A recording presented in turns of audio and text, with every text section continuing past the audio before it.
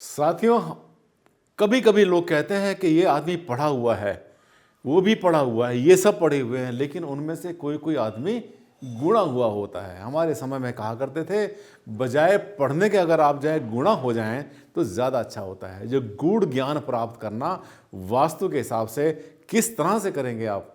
जी हाँ, आज कंपटीशन का ज़माना और बच्चों के लिए बहुत बड़ी मुसीबत। हमारे टाइम में अगर किसी के 60% मार्क्स आ गए तो पूरे शहर में उसका नाम हो जाया करता था, और पास हो गया तो लड्डू बन जाया करते थे। आज कंपटीशन बहुत ज़बरदस्त, 90, 95%, 98% मार्क्स लेने के बाद ही बच्चों को आगे मन चाही जगह पर एडमिशन नहीं मिलता। तो वास्तु क्या आपकी इसमें हेल्प करेगा? जी हाँ, बिल्कुल करेगा। जानना चाहते हैं तो चलिए इस पर आखिर तक। आगे आपके एग्ज़ाम आने वाले हैं, बहुत जल्दी तैयारी करें एग्ज़ाम की। थोड़ा सा वास्तु आपकी हेल्प कर देगा, कर्म के साथ आपको बड़ा फायदा मिलेगा। अंतरराष्ट्रीय ख्याति प्राप्त सेलिब्रिटी वास्तु कंसल्टेंट, वास्तु शास्त्र के एनसाइक्लोपीडिया डॉक्टर आनंद भारद्वाज।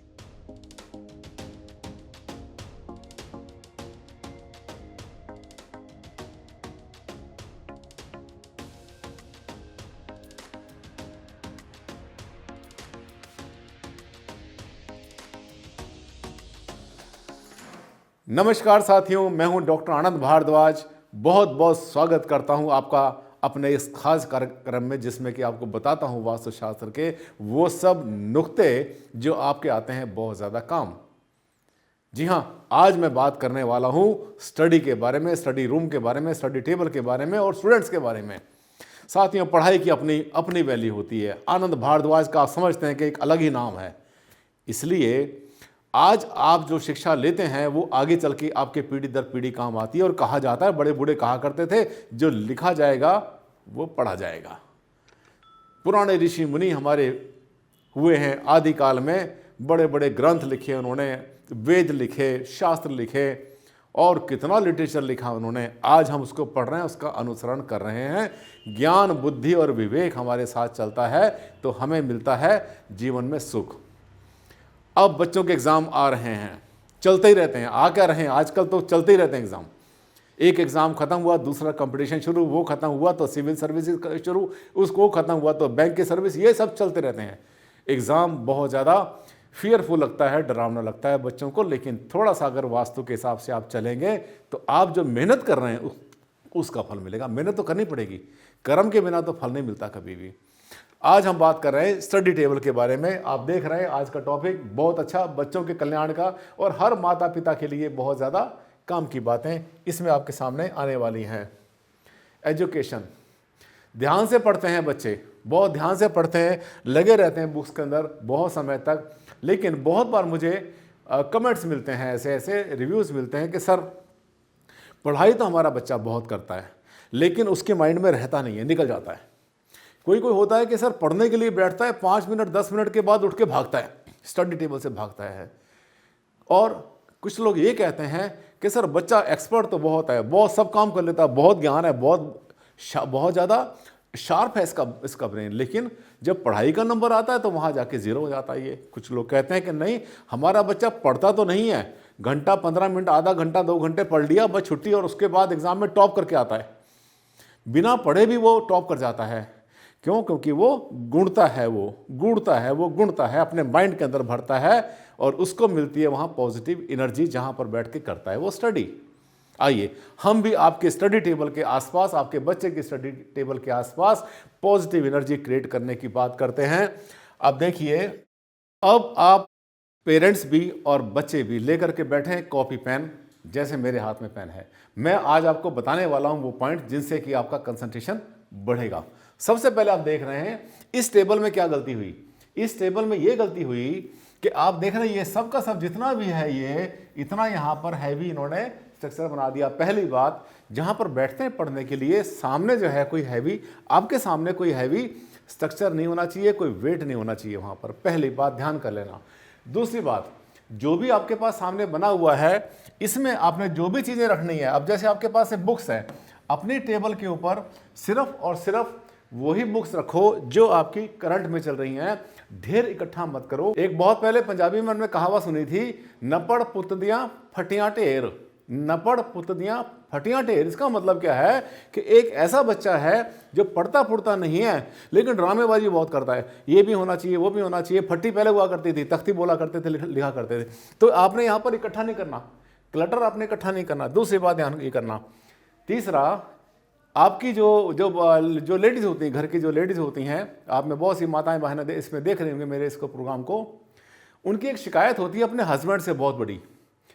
वो ये कहती है कि मेरा हस्बैंड अपने ऑफिस में 10 घंटे बैठता है, 8 घंटे बैठता है, 12 घंटे बैठता है, उसका उठने को दिल नहीं करता। मेरा बेटा पढ़ने के लिए, मेरी बेटी पढ़ने के लिए बैठती है तो वो 15 मिनट आधे घंटे में उठ जाती है। ऐसा क्यों होता है? दिमाग घूमता रहता है, दिमाग घूम जाता है कि मैं क्या करूं। ऐसा होता क्यों है मैं आपको बताता हूं। इसका एक बहुत बड़ा राज है, इसके पीछे सीक्रेट है। हमारी जो ह्यूमन बॉडी है, हमारे शरीर के आसपास एक ऑरा होता है जिसकी लंबाई, जिसका एरिया जो होता है वो 1 मीटर से 3 मीटर के बीच में होता है। यानी मान के चलें 3 फीट से लेकर 12 फीट, 13 फीट, 15 फीट, 20 फीट तक हो सकता है, कितना भी हो सकता है। लंबाई की कोई लिमिट नहीं। अब होता क्या है कि जब हम पढ़ने के लिए बैठते हैं, मैं आपको फिर दिखाता हूँ, ये देखिए एक टेबल आपके सामने आ रही है पढ़ने के लिए। इस पर कोई बैठ के अगर पढ़ेगा, कंसंट्रेशन उसमें कितना मिलेगा।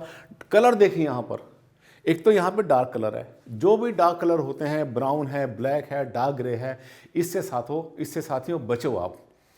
जितना भी देखिए, पढ़ाई क्या है, एक तरह से आपको बताते हैं, ये एक तरह से सरस्वती की पूजा तो है, और क्या है।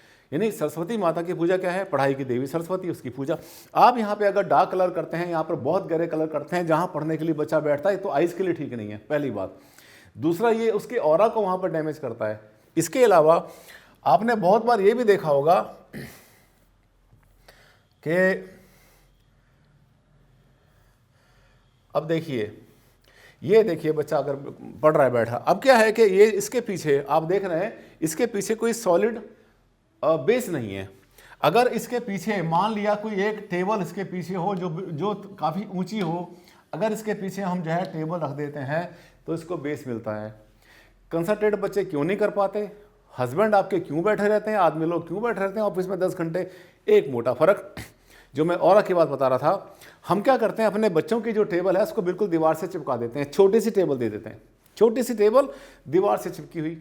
हस्बैंड की टेबल, बड़ा सारा टेबल और उसके पीछे दीवार। यानी उसके आपके हस्बैंड के, यानी आदमी जो हम ऑफिस में काम करते हैं, या लेडीज़ काम करती हैं, महिलाएं काम करती हैं, हमारे पीछे ठोस और मेरा हॉरिजन खुला हुआ, यानी क्षितिज मेरा जो है वो खुला हुआ है। मेरा जो ऑरा है आगे एक्सपेंड करने के लिए 10, 12, 15, 20 फीट जाने के लिए बिल्कुल फ्री है।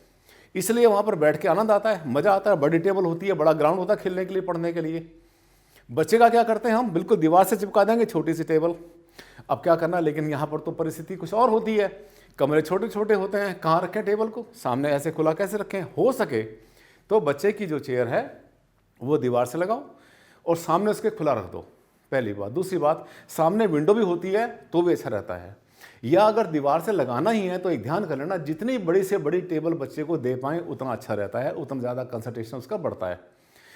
तीसरा, जो सामने की दीवार पड़ती है उसके ऊपर कोई सॉफ्ट बोर्ड लगा दें, उसमें उसके मैथ्स के हैं, केमिस्ट्री के, फिजिक्स के फार्मूलाज होते हैं, वो है, उसका टाइम टेबल है, उसका शेड्यूल है, उसका स्कूल का, बहुत सारी चीज़ें सामने हो सकती हैं।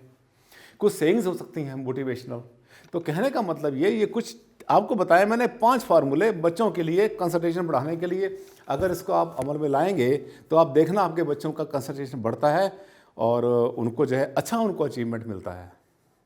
साथियों, ये सब एक्सपीरियंस की बातें होती हैं, साइकोलॉजी की बात होती है, साथ साथ होती है ऑरा साइंस की, कि हम उन सब को इकट्ठा करने के बाद एक ऐसा एनवायरनमेंट क्रिएट करते हैं। वास्तु कोई जादू नहीं करता, कोई तंत्र मंत्र नहीं कर दिया हमने, कि लोग तंत्र कर दिया हमने, कुछ नहीं किया, जादू नहीं है, सिर्फ ऊर्जाओं से प्ले करते हैं वास्तु में। यही तो सीखना है मुझसे, जो मेरे चाहने वाले हैं। साथियों, मुझे लगता है कि मेरा वीडियो आपको बहुत अच्छा लगा होगा, और अगर चैनल आपने पहली बार देखा है मेरा, तो आज ही कर लेना सब्सक्राइब और बेल बटन दबाना मत भूलना, ताकि आपको नोटिफिकेशन मिलता रहे। अगला फिर वीडियो आने वाला है एक बहुत ज़बरदस्त टॉपिक के साथ में, उस पर फिर से आपसे मिलेंगे एक बार। तब तक के लिए दें आप मुझे इजाज़त। नमस्कार, धन्यवाद, thank you and take care.